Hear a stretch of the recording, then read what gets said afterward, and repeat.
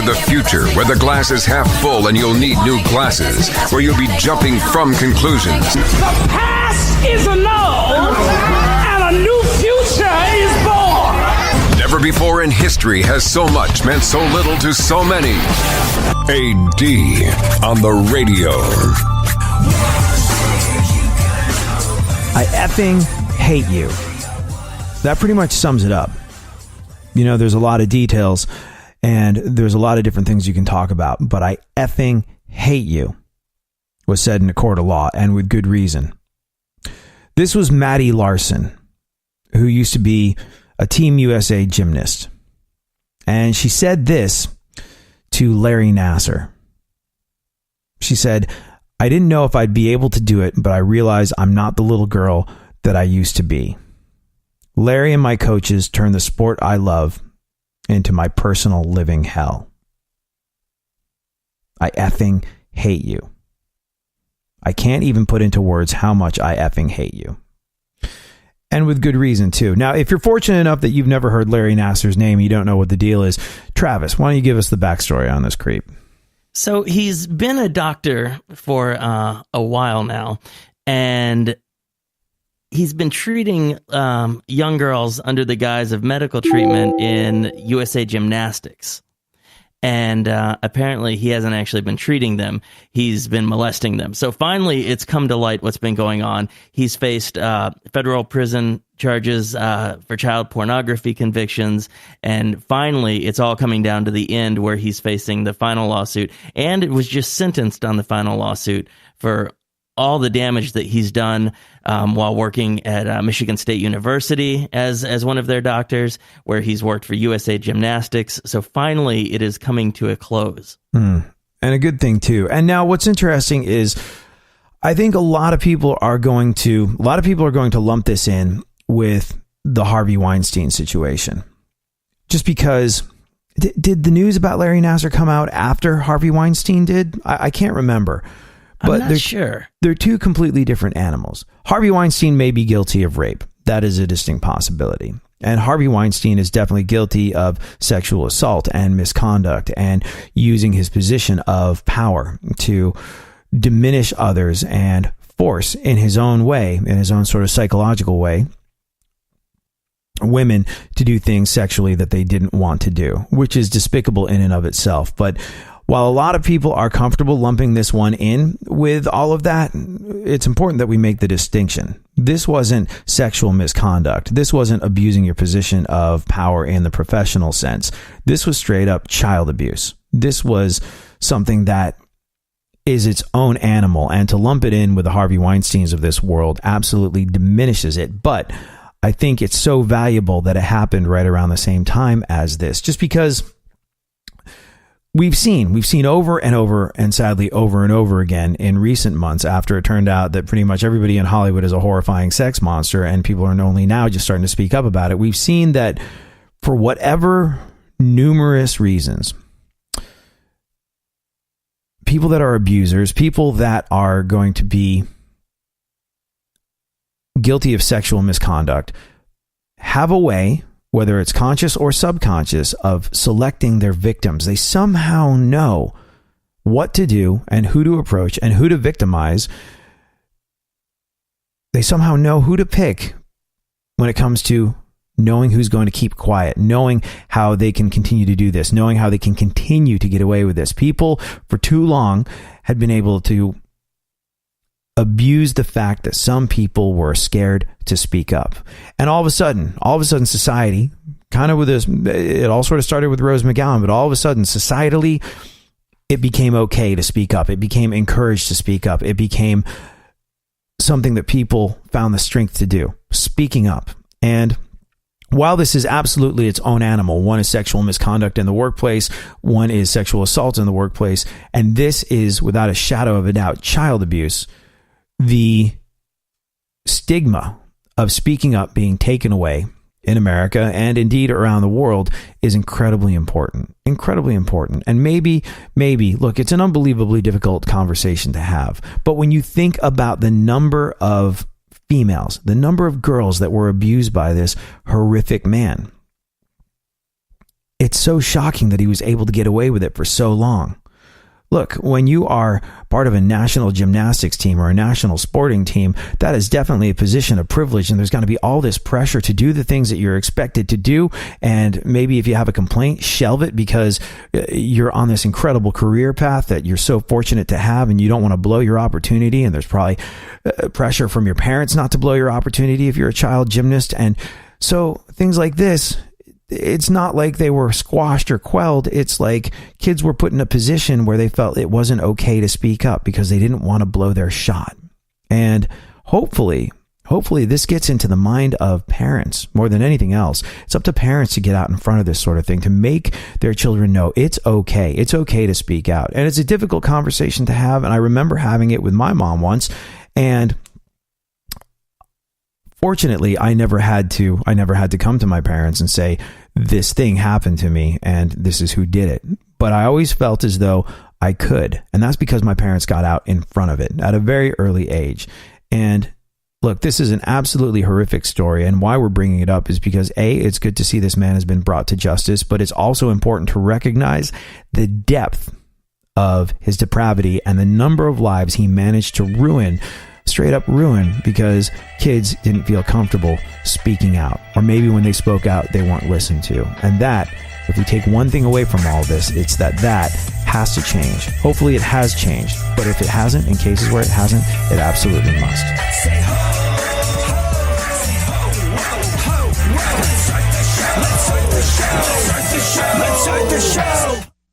Real radio 104.1.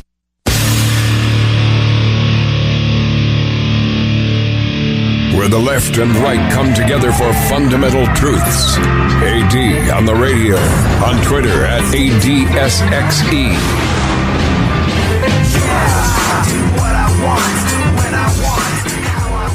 So if you are just joining us, we've been talking about Larry Nassar. Well, give us a quick Cliff Notes, Travis Golightly. I mean, it's an incredibly dark and scary subject, and it's something that we have to talk about. I don't want to dwell on it too much because it's a really tough thing to verbalize, and most of us know what's going on. But there is one silver lining to this whole situation, which I love. But super quick, for those that don't know, Larry Nassar, Travis Golightly, is... The quick rundown, he was the former team doctor for American gymnastics. He ended up molesting who knows how many poor young girls who were dealing with gymnastics, I believe both at Michigan State University and USA Gymnastics. And I know over 150 women spoke out at his trial. And the judge allowed every single one of them the time to say whatever they needed to say.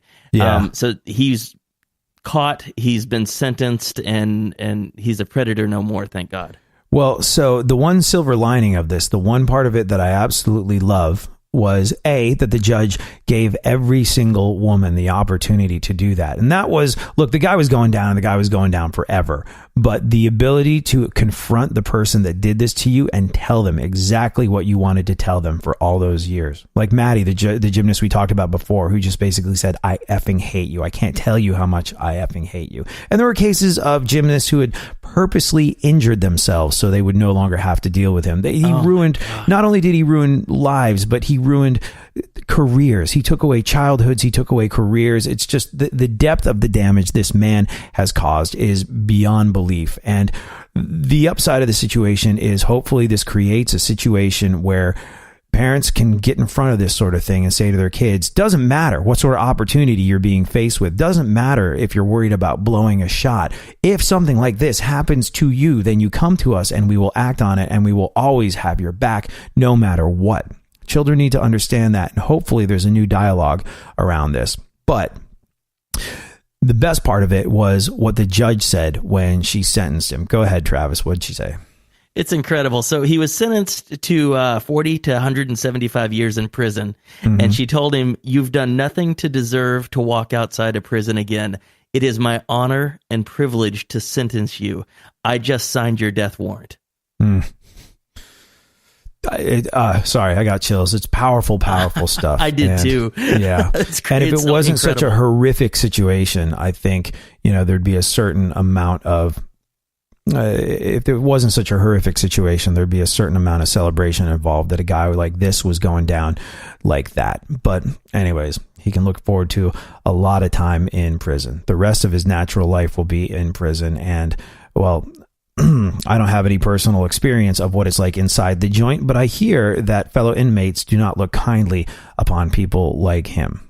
There you go. We'll leave it at that. All right, then. Let's how do we get out of this? Oh, all right.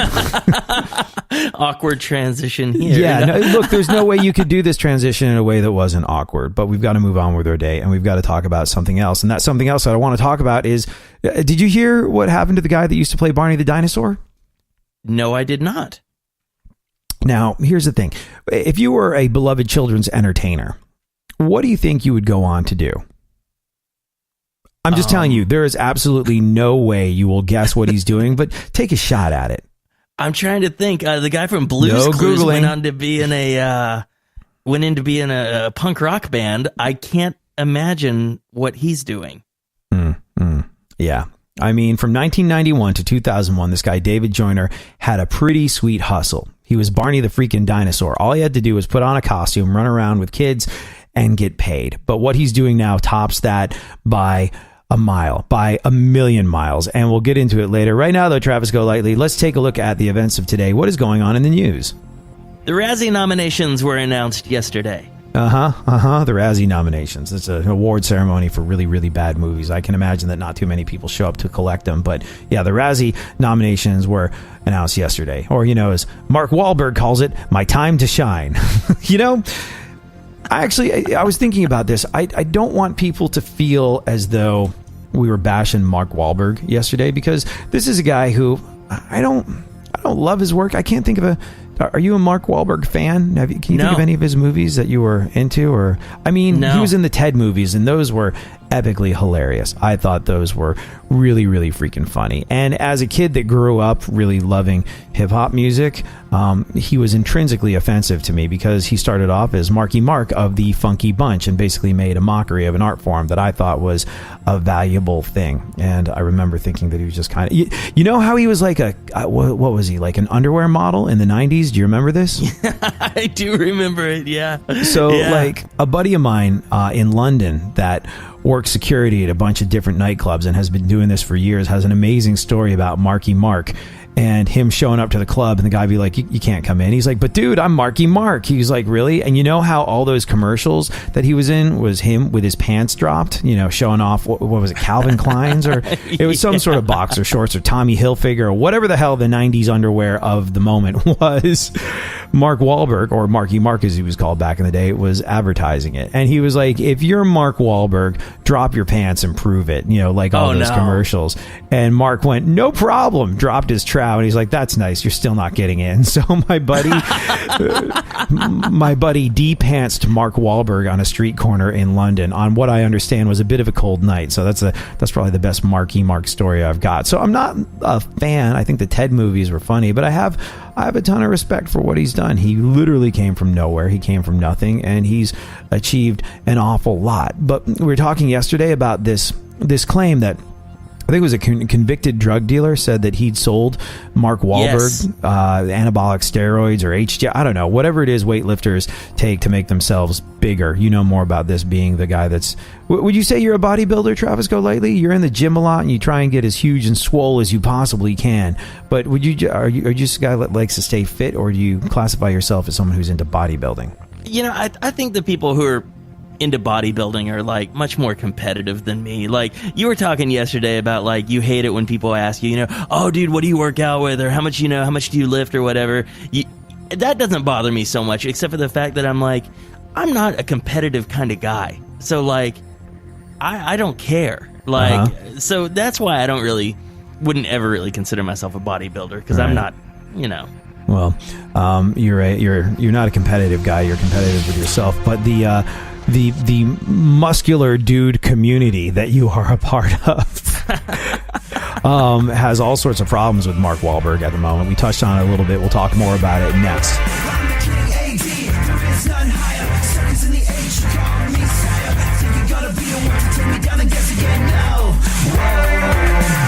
Money making,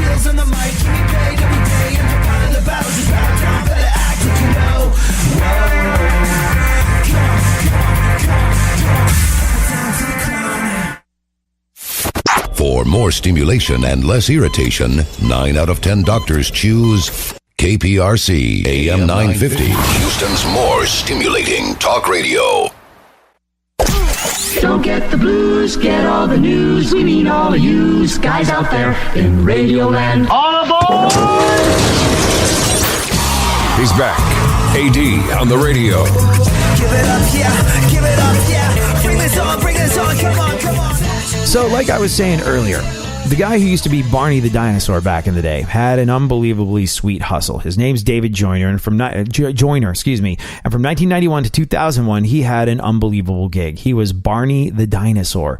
All he had to do was put on a costume, run around with some kids, and get paid very handsomely.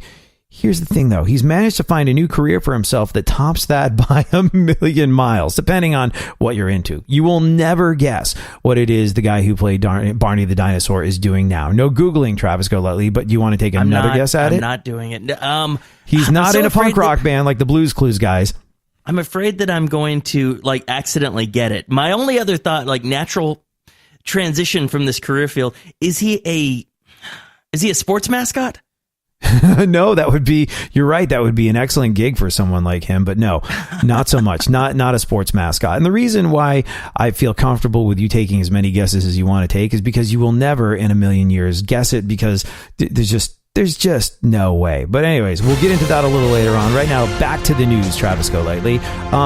We were talking a little bit about Mark Wahlberg earlier as well, mostly because the Razzie nominations just came out, but here's the thing. We discussed Mark Wahlberg on the show the other day, and while I'm not a fan, I do have a certain amount of respect for the way he came from absolutely nothing, and he is what he is, and he did that. Nobody else did that for him.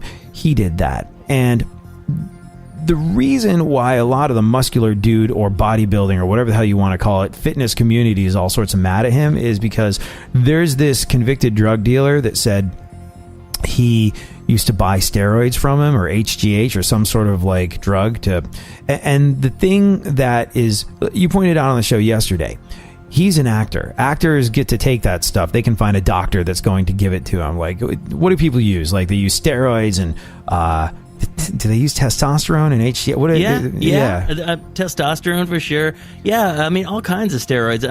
The athletes love HGH. HGH is just it's tough to get legally because it's congressionally controlled. So there's only certain reasons that a doctor can prescribe HGH. But the other, now you can get HGH illegally. There's no issue there. I'm sure it's everywhere. But isn't it most legal? Of them, though, it's legal in other countries, right? Because there's that time where Sylvester Stallone got popped for it on the border, and he was like, "Oh, it was legal in this country. I forgot it wasn't legal in this country, and this is probably sure I'll cop to it. I got no problem admitting it. This stuff will be over the counter in America." In the not too distant future. He was like, it doesn't make you huge and muscular, but it makes you able to recover like you're 25 when you're 65. Exactly. So who the hell knows? But the point is, Mark Wahlberg, the reason he might want to hide it, any Hollywood dude can get a prescription from a doctor if a $70 million movie depends on it. But the reason he might want to hide the fact that he was on the juice, so to speak, is because he has this incredibly successful line of get buff supplements, and the supplement business is apparently a $1 bazillion a year industry. You can get dudes that are insecure about their size and how muscular they are or how fatty they are, and be like, hey, this thing comes in a box. It's mostly sort of chalky, non-existent residue, and then there's one teeny percentage of something in here that may possibly do something for you. Right. It costs us 2 pennies to make, and it's a giveaway at $45 to you. And guys will line up around the corner being like, yes, please. I went into GNC to get some vitamins the other day, vitamin C and vitamin D, and the stuff that the guy tried to sell me, oh my god, I walked in, I was like, oh, this is, you know what, CVS is over here, GNC is right here. I walked in and I remembered why I don't walk into those types of stores, because, and by the way, if you're GNC and you're listening, this is no offense to you, the guy was just doing his job, but immediately the dude was like, hey, trying to cut down on belly fat? I was like, what? No, F you. He's like, because if you were this, and this, I was like, I'm about to take my vitamin C business elsewhere, my friend. Like, so what you're trying to tell me is you walked out with a gold card. Is that right? No, I walked out having ordered my vitamin C on Amazon Prime. That's what. Yeah, that's probably a good idea. But yeah, no, there's this incredible, like, it's an incredibly predatory thing where, in the same way that female insecurities are capitalized upon by many different industries, I think male insecurities, same thing, by the weightlifting and supplement business and all this sort of stuff. Like, do you take any of that stuff? I have. Like, I'm not right now or anything. The funniest thing is, like, when someone tries to, like, supplement shame you. Like, they'll see something that you're taking, like a pre-workout or something, they're like, oh yeah, I didn't like that one. I take this one because it works a lot better. And you're like, are you supplement shaming me? Like, what in the world is going on here? So I was raised a vegan. Like, I was basically a vegetarian, but I had a problem with milk products. Like, not all milk products. Like, I could eat cheese and I'd be fine, or yogurt and I'd be fine, but like, milk in my cereal or ice cream or something like that, and it was not happy good times for me, and it caused really bad congestion. I had asthma, so for the most part, it was really, really good for me to cut dairy out of my diet as a kid growing up. And now I try and steer away from too much of it, but it's not as bad. I think it had something to do with asthma being triggered by all the flora and fauna in England where I was growing up. But I was mostly vegan, so my mom, in an effort to make sure that I got enough protein, there would be like smoothies with different types of protein powder in it. And a little while ago, I was like, oh, I don't know if I'm getting enough protein. Maybe I should get some of that protein powder stuff that my mom used to give me when I was a kid. That could be a helpful thing. And I was looking at this stuff. I was like, I just want to buy some protein powder with a label on it. And it's a weird thing to be, it's a weird thing to look at this stuff and go, I know this is good for me, but I'm not going to buy it because of the label. Because I would like to buy some protein with a label that doesn't make me look like a sizzling D-bag every single time I open up my cupboard, because literally every type of protein has like some incredibly muscular guy doing muscular things on it. And I was like, no. Do you have like a non-D-baggy section? Because I will never have any self-respect if I open up my cupboard and that's sitting in there looking at me. You get home and immediately peel all the labels off of it. You take a Sharpie and write what it is on there. You laugh. I actually did that. No, you didn't. Yeah, I think like I got some, like, I don't know what it was, muscle milk or something back in the day, and I was like, oh, this is protein. There's not a ton of like sugar in it, and this will mix well with a fruit smoothie. Fantastic. But I just couldn't look at the label staring back at me so I tore the label off. You're absolutely right. That's what I did, because I didn't want, like, also, like, if a girl came over and she opens your cupboard and she sees that, it's almost like, you're cheating. Like, I'm about to drop trow, and now it's because I've got douche powder in my, like, I've got D-bag powder in my cupboard, and it just seems this is hilarious. Yeah. So, anyways, Mark Wahlberg has been accused of using steroids, and he has every reason to cover it up, because he's going, oh no, like, all you got to do is take my freaking protein powder, and you'll be buff like this, and it's a $1 billion a year industry, and he is absolutely bilking people out of their hard-earned money if he was on the juice, so to speak. All right, next topic. Lord of Rings director Peter Jackson is making a documentary on World War I. Oh, really? I mean, he does incredible work, obviously. Although, here's the thing. A lot of people don't realize there was an animated version of Lord of the Rings that came out, I guess, in the late 60s or early 70s. I used to rent it on VHS when I was a kid. When I was a wee strip of a lad, it was something that they had at the local video store, and really? it was brilliant. And I think it was by a guy called, he's a legend in the animation world. He also did that movie Wizards. Frank Bakshi, I think his name is. I'm not sure. It's an amazing thing, and like, it was sort of a groundbreaking piece of animation. And if you watch it now, it still holds up. And it was the first movie, or one of the first movies, to use this technique that I believe was called rotoscope, where they would use actual human movements and somehow transfer those onto animated figures. So when the orcs were attacking people, it was rotoscoped in. And it was It was brilliant. But if you look at Peter Jackson's version of Lord of the Rings and then A/B it with this animated version that I fell in love with when I was a kid, you can't help but notice that a lot of these scenes are stolen shot for shot, the way they're set up. Like, there's this incredible scene where the hobbits are hiding out under a hill and there's a ring wraith on top of that hill on a horse looking around, and you see them all freaked out hiding from him going, oh gosh, that was a close one. It's an incredibly tense scene, and it was stolen shot for shot from that original animated version, to the point where I have to imagine that Peter Jackson had to get permission to do it. But still, people go, oh, he's such a creative genius. I was like, he may be, but he borrowed an awful lot of that stuff. So I respect him, but let's temper this with a little bit of reality. So he's making what now? A documentary on World War I? Yeah, World War I. That's interesting. Huh. Well, brevity is not his friend. He's not good. That's at why I didn't himself. watch the movies. I didn't have three weeks to watch them. Yeah. If his prior work is any indication, the documentary might actually be longer than the actual war. Go on. Minnie Mouse got her star on the Hollywood Walk of Fame yesterday. Donald Duck wasn't there, but they were on Hollywood Boulevard, so there were more than enough guys walking around not wearing pants. Do you know that expression? No, I don't think I do. Oh, so like I do it all the time. You know, when you get out of the shower and you get dressed, you either get dressed from the bottom up or the top down. I'm more of a top down type of guy.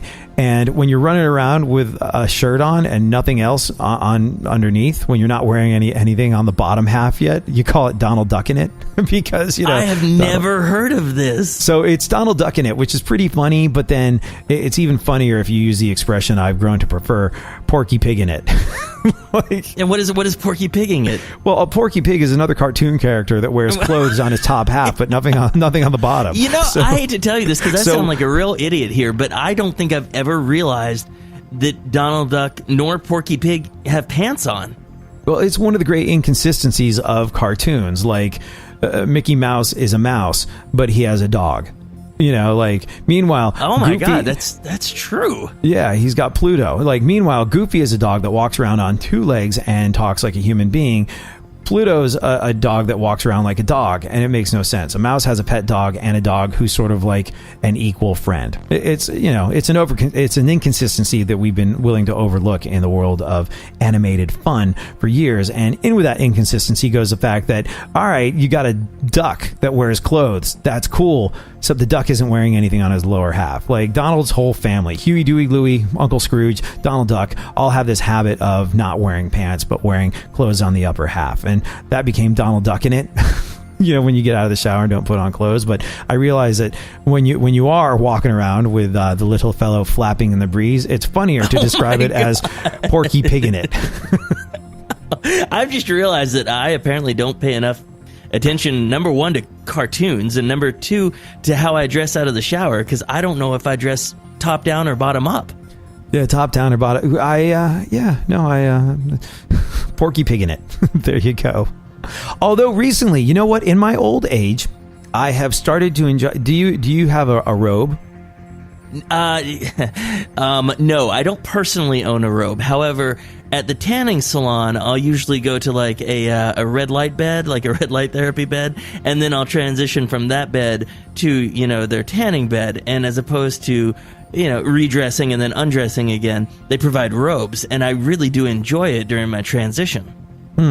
So I recently, when I was a kid, I didn't mind. I just, walk around, lie on the bed, air dry myself, towel dry myself. Didn't care if I dripped water all over the place. And it changed when I became a homeowner. Water absolutely... Being a homeowner changes the way you perceive water. When you don't own your home, you love the rain. Oh, listen to the sound of the rain on the roof. Oh, listen to the rain coming down. And when you own that home, you're going, where's that water getting into my home? What's it damaging? Where's the mold? What's going to happen to my foundation? Oh, water is the absolute worst. So in an effort to contain water and not get it on, say, tile or grout or hardwood floors, I started wearing robes. And now that I am a robe wearer, oftentimes you put on the robe so it absorbs the excess water, and then then you kind of tend to throw on your boxers or whatever. So I guess I went from being a top down to a bottom up dresser since I became an adult with the concerns of home ownership and wanted to avoid spreading water all over my home, even though it might be in minute drippy amounts that just came out of the shower. Wow, this conversation took a very weird turn. Let's go to something else swiftly. Matt Lauer's wife reportedly has kicked him out of the house. Oh, poor Matt.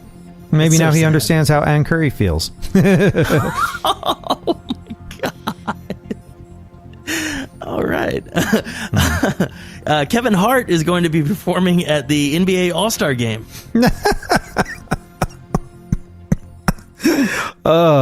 Kevin Hart is probably exactly 1/2 the height of the vast majority of professional NBA players. That's going to be amusing. How about to balance things out, you get Shaquille O'Neal to appear at the next gathering of the Lollipop Guild. Sometimes you just know you're done. You're longing for that shining sun. You walk these streets most every day. You're waiting to get washed away.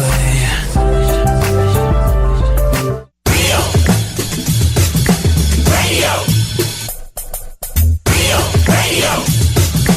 104.1.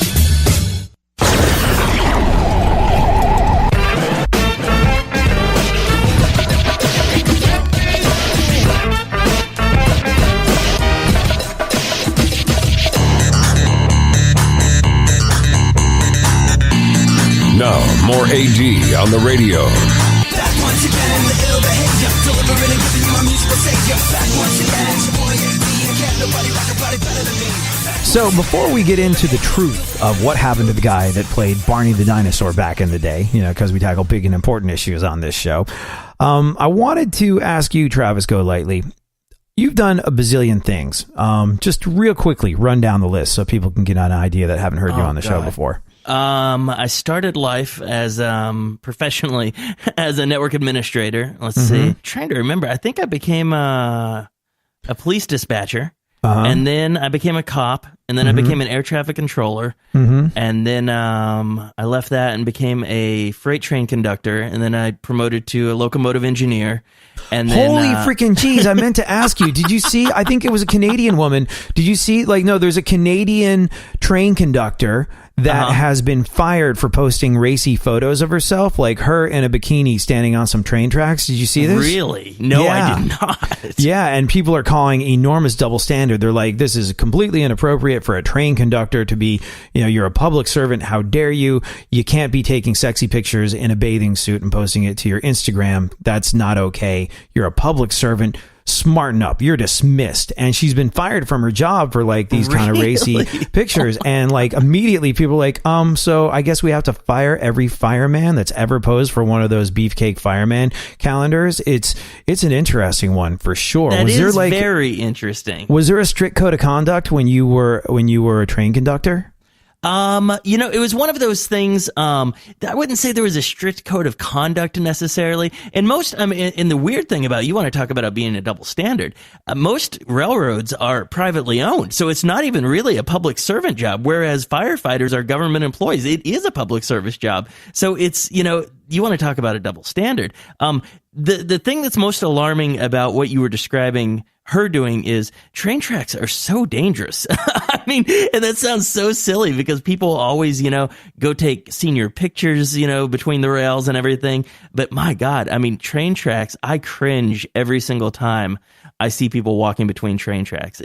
I had to do it for a living. If that's true, then if they're saying it's wildly inappropriate because you're in a bathing suit, that's one thing. And look, if it's a privately owned thing, and I think this happened up in Canada, and who knows what her version of it is, but if it was a privately owned thing, well then, the double standard of comparing her to a fireman that takes a beefcake photo to raise money for new hoses and whatnot at the firehouse doesn't really apply. But if they're saying, hey, you're demonstrating unbelievably unsafe, potentially fatal behavior, you're making light of, safety, then absolutely sling your hook, you're fired. So if it was her promoting sort of recreational hanging out on train tracks that they had a problem with, that's one thing. If it was because she was doing it in a bathing suit, and female bodies are sin, Exactly. and should be covered up at all times. That's another thing. So I don't know. There was a story of the company that I worked for, the largest railroad in North America. There was a story, and I don't know all the details about it, but apparently either a conductor or engineer had taken a leave of absence to be on Big Brother, I believe, and they ended up firing him because he embarrassed the company. So maybe they're ashamed of what she did, or and maybe they don't appreciate pictures like that and think that she brought unwanted attention or something like that. What'd the guy do that was an embarrassment to the company? I think he was having sexy time on the TV, and they thought, you know what, we don't really want to associate or have people associate him with us. Is the story that I got. I don't know what the official response was, but from what I understood, that was what had happened, and it was so it kind of went around in a joking way about, hey, be careful what you do in your spare time if you draw attention to the company, because they may not like it. Yeah, no, I can understand that. Look, there's a reasonable expectation, especially if it's going to be in the public forum, that, your behavior doesn't reflect poorly on the company. But if you go on national TV and be like, I work for this is what I do. Now I'm getting naked and I'm going to do other things that I can't really show on TV, but what's happening.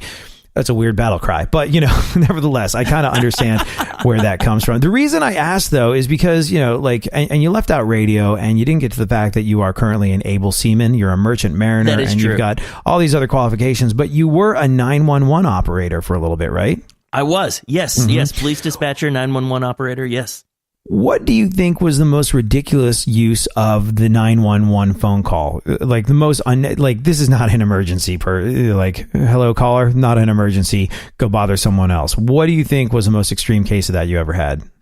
The most that you would get, truthfully, is you'd get a lot of people who just didn't want to look up the number for their local police department. So they would call 911 and be like, well, I don't have the number to the non-emergency number. And you're like, this isn't 411. This is 911. This is for life-threatening emergencies. The other thing, a lot of people would use it for a lot of people who had to have they had medical problems, and it wasn't an emergency, but they didn't have a ride to a hospital or to a doctor, so they would use it as a transport service. The most ridiculous, I'm trying to think, you'd get a lot of prank calls. So I mean, it was one of those things. It was like, people were always messing around on it.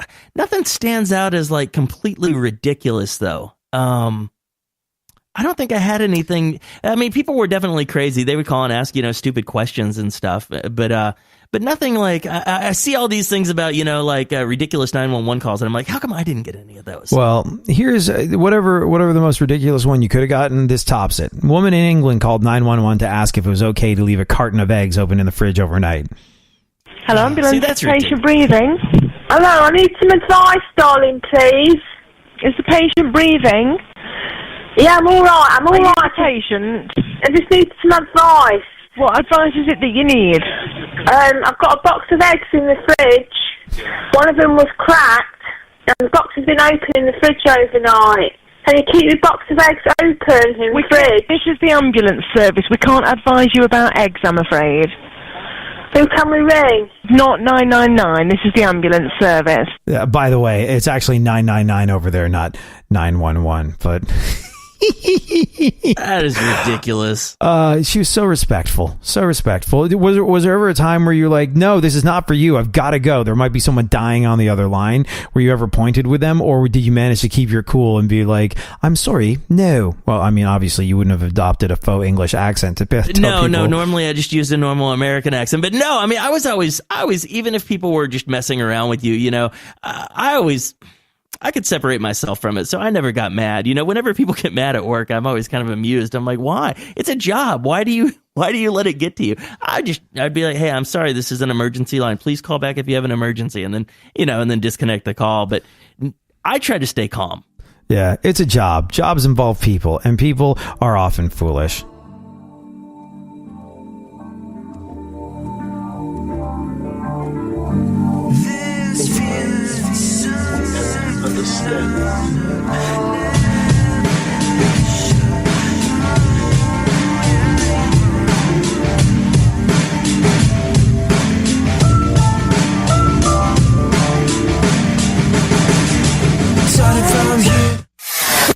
the stimulation to the professionals. Everyone is so smart. KPRC, more stimulating talk radio. There's something happening here, and you should know what it is. The dumbing up of America. Now, more AD on the radio. So the big news story of the day. Well, it's not the big news story of the day. It's just that whole Larry Nassar thing. It was important that we talk about it, and important that we talk about the sea change of speaking up that has taken place over the last couple of years. And the Larry Nassar thing, the Team USA gymnastics doctor that had abused literally hundreds of female gymnasts over the years, many of them children. It's its own thing. It's been lumped in with this whole Harvey Weinstein thing, but it's not part of the Me Too thing. It's just straight up child abuse, and that deserves its own category and its own attention. But the positive thing is that hopefully it's part of the ongoing dialogue where everybody, children included, especially children, understand that it's okay to speak up when something feels wrong, or you're not sure about it, or you definitely know something is wrong, but you're afraid to speak about it. It's important. And because that's an important topic, we discussed it, but it's also something that, well, we need to sort of cleanse the palate and get unicky for a second. And, well, because of that, I thought it would be a real hoot to talk about what the guy who played Barney the Dinosaur is doing these days. David Joyner from 91 to 2001 had the most awesome gig ever. It was easy. He dressed up as Barney the freaking dinosaur. He danced around. He had some fun with, he played with children on TV, and he collected a massive paycheck. What he's doing now, though, tops it by so much, and we'll get into it. You want to take one more guess, Travis? God, I keep literally just sitting here racking my brain trying to come up with it. You said he's not a sports mascot. No, he's not a sports mascot. He did not, like the Blues Clues guy, join a punk rock band. I'll give you one more hint. Has nothing to do with show business. Because my next one I was going to say he's an actor, but that totally, no, I don't know. It's driving me insane. You'll never and I'm guess. not Googling it. I know. Yeah. Please don't ruin the fun by Googling. You'll never guess, but it's fun to hear you try. But we'll get into exactly what the guy who played Barney the Dinosaur does now, because we tackle big and important issues on this show a little later on. Right now, though, let's continue with the news. Travis Golightly, what else is going on in the world? Surfing may soon become the official sport of California. Oh. I'm trying to fit, does every state have an official sport? I guess if you got an official plant, an official animal, an official flower, and all of the above, why not have an official sport? Do you know what the official sport is of Texas? I don't know. Yeah, well, surfing might soon become the official sport of California. Of course, the unofficial sport of California remains getting unspeakably baked, doing yoga, and complaining about Donald Trump. What else?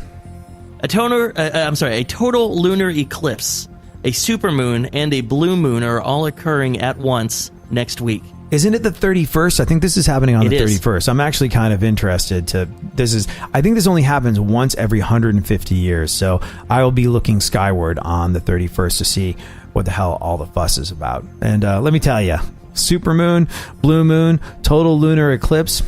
I already can't wait to see everybody's unrecognizably dark and grainy Instagram photos. That was time well spent. Don't look at this through your phone. You will never capture it in all its glory. NASA probably will, and we'll get great pictures from those. And just because those end up on their Instagram feed instead of yours doesn't take anything away from your enjoyment of the eclipse, he said, sounding not unlike someone's grandfather. Go on.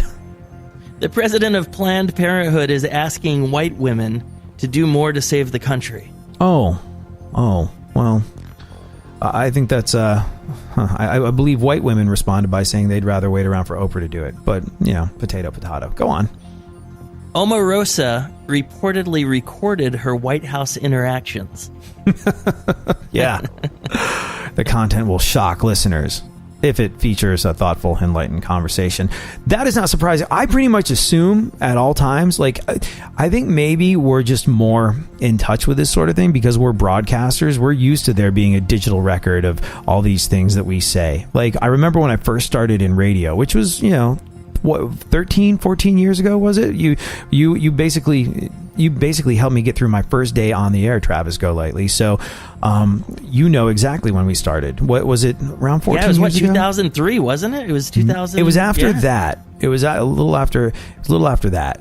Maybe 2000. Anyways, it was a long ass time ago. And even then, I remember our old boss, sort of like coaching me on my first day when he was training me, just showing me how the gear works. He's like, if you say something on the air mistakenly, don't bother denying it. He's like, I don't know where you've worked before. I was like, I've worked exactly nowhere before. He's like, okay, so just don't bother denying it, because there is a digital record of everything that we do, say, and play on the air. And if you say it, someone will check the tape on it. And, well, it's not tape. It's a, massively housed digital server. But he was like, someone will check the tape on it and we'll know exactly what went out over the air. So you don't even bother lying about what you said, because you're being recorded at all times. So we're kind of used to this phenomena. And so I always sort of assume when I'm having conversations that it's a small matter to pop your phone in your pocket and hit record. It used to be if you wanted to secretly record someone, it involved, bells, whistles, portable tape players, batteries, and a pulley system of some sort. It was difficult. But now I just sort of assume when I'm having business conversations that there's going to be a record of it somewhere. And while it is not cool to surreptitiously record people in these situations, it's just something that I sort of expect coworkers to do. So if anyone ever says, sit down, let's discuss this, I mind my freaking P's and Q's, but I'm very curious to know what the Omarosa, the secret the Omarosa tapes. I'm very curious to know what the content of the Omarosa tapes is. What else? The Christian Broadcasting Network gave President Trump an A+ on his evangelical report card. No kidding. Does that basically guarantee if you get an A+ on an evangelical report card, does that mean heaven. That you get to take the express elevator to heaven? Like bypass St. Peter altogether. Got an A+, you go right in. You're obviously a good boy. Really? An A+. Interesting. I wonder if it was because they were impressed with all his missionary work. Specifically the missionary work he did with Stormy Daniels. It's cheap. Okay, go on. I foresaw that one way too soon. Oh, really? You foresaw it? I did. All right. A drunk Florida man was arrested after he pulled into a bank drive-thru and ordered a burrito. Well, good. He obviously deserved that. The idea that he's behind the wheel of a car is absolutely shocking. But I actually smiled when I heard about this story, just because it reminds me of dogs. Like, every single dog I've ever had has worked out that occasionally you pull up to a drive-through window and out of that comes delicious food, stuff that smells very meaty or beefy, or, like things that are going to excite a dog's senses. So every single dog I've ever had, when they've been in the car with me, it will freak out when we get to a drive-through, expecting some sort of, it's me, I drop food, and they know this, and I don't give my dogs human food ever. It's just it's a bad idea. In my book, it's just not something I do. Well, no, that's not true, because the vet says veggies are okay, and Millhouse loves carrots, and I don't know if you've ever seen a puppy eating carrots, but it's one of the most freaking adorable things you're ever going to see. God. It's the best. But they know I'm going to drop something. So every single dog I've ever had has gotten uber excited whenever I pull up to a drive-through. And because dogs are smart and they figure things out really quickly, that means every single time I pull up to something, they would get excited. Like, it didn't matter if it was a toll booth. It didn't matter if it was a drive-through bank teller. Like, they think there's food coming out of it.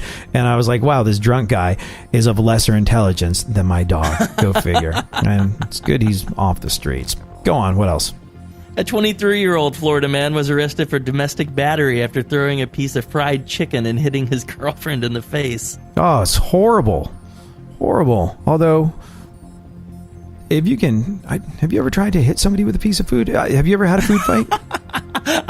I have had a food fight. I was less successful with a glass of water at a restaurant, but it is quite challenging. Yeah, I had food fights like my cafeteria would explode into them every once in a while when I was a kid in school, and I found that if you're going to have a food fight, like a piece of a piece of chicken being thrown at someone and hitting them squarely in the face, that's a difficult thing to do. You know, it's hard to get a spiral on a piece of chicken. It's hard to aim that.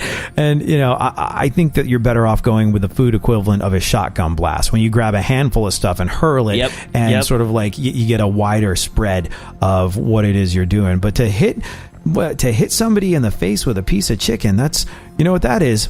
That's poultry in motion. Oh my God. So when did you get your new dad joke book? Did it come yesterday? Oh my gosh, I love dad jokes. I love horrible, cheesy dad jokes. The groanier they are, the better they are. I'm so stoked with dad jokes. And you know what? We don't have time to talk about it today, but there's a reason, besides the fact that I love them, that dad jokes on the air work so well. There's a whole bunch of people listening right now going, they don't work that well. No, but no. But we'll and you're talking to one of them. No, yeah, we'll get into that at a different time. But here's the thing: from 1991 to 2001, one David Joyner was Barney the Dinosaur. Yeah, Barney the freaking Dinosaur. All he had to do was put on a costume, run around with kids, and get cha-ching paid. He made sweet do-re-mi off of that gig. But now he's doing something that is even better. You see. All right, you want to take one last guess at what the guy that used to play Barney is now? Oh my God, I just have nothing. I mean, I keep thinking. I was like, I said a sports mascot, and then I was like, is he a cheerleader? No. Is he an astronaut? No.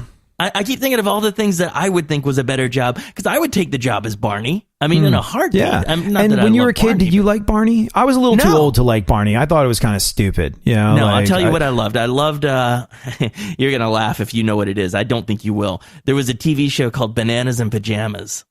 And I never saw that. It's really bad. I loved Bananas in Pajamas. And then my favorite TV show ever was probably Saved by the Bell. So yeah, I wasn't ever a Barney kind of guy. Well, I mean, I think we were a little too old for it, but I do remember watching Barney the Dinosaur when I was like 11 or 12 and being like, kids these days, I grew up with Mr. Rogers and I liked it. They're just getting such a lesser childhood piece of entertainment. But anyways, David Joyner, formerly Barney the Dinosaur, is now a tantra massage specialist and spiritual healer. Really? What does that mean? I wasn't familiar with the concept of tantra massage and spiritual healing. You know, I have an idea of it, but here's the thing. His practice of this particular form of healing basically means he has sex with people to unlock their blocked energy. No. To, and I quote, unlock their blocked energy. His sessions last 3 to 4 hours and cost $350 each. He only works with women, and he has about 30 clients right now who he calls his goddesses. Yeah, he's got 30 different women on rotation that pay $350 a pop to have sex with him for 3 or 4 hours at a time so he can unlock their blocked spiritual energy. The goal is for women to achieve a mind-blowing release, which he says can be done through massage alone, but it sounds like he prefers to do it the old-fashioned way. Got to be careful about how they say this. He says, when the lingam and the yoni meet, there's a certain energy that takes place that hands on the body alone cannot create.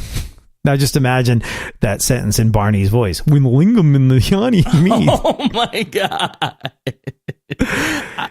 Oh, wow. Also, creepily enough, Barney the Dinosaur, not a fan of condoms. Yeah.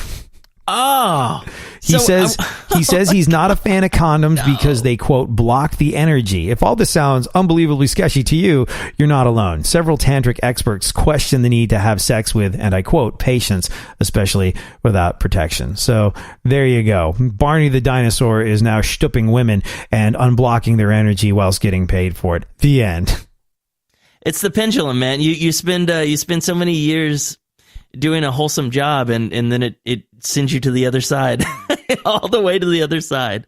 I don't know. It doesn't look like he offers the other side treatment with his patients, but I bet if you asked nicely and paid extra, he would. Okay, I think this show's definitely done now. Yeah.